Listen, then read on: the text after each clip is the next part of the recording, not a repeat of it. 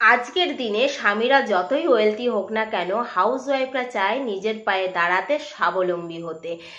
আজকের যে উপায়টা আমি বলবো তাতে আপনার তিনটে কাজ হবে। আপনার বাস্তুতে যদি কোনো রকম নেগেটিভিটি থাকে সেটা দূরে হবে। আপনার ঘরে যত সদস্যরা যারা স্বাবলম্বী হতে চাইছে তারা নিজের পায়ে দাঁড়াবেন এবং আপনার ঘরে ওয়েলথ আসবে। এর জন্য আপনাকে কি করতে হবে?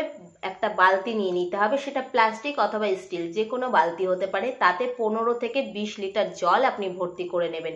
তার মধ্যে 1.25 কিলো লবণ গুলে নেবেন, সামুদ্রিক লবণ অথবা বাস্তু সল্ট আপনি এর মধ্যে গুলে নিয়ে আপনার ঘরের যে সেন্টার পয়েন্ট আছে সেখানে এই বালতিটা রেখে দেবেন। যদি আপনি আপনার ঘরের সেন্টার পয়েন্ট খুঁজে না পান, সেক্ষেত্রে আপনার যে লিভিং এরিয়া আছে তার মাঝখানে এই বালতিটা রেখে দেবেন।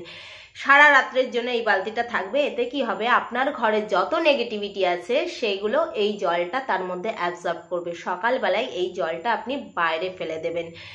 এতে আপনার ঘরে নেগেটিভিটি দূর হবে, আপনার ঘরে ওয়েলথ আসবে এবং যারা স্বাবলম্বী হতে চাইছেন তারা স্বাবলম্বী হতে পারবেন। রাধে রাধে।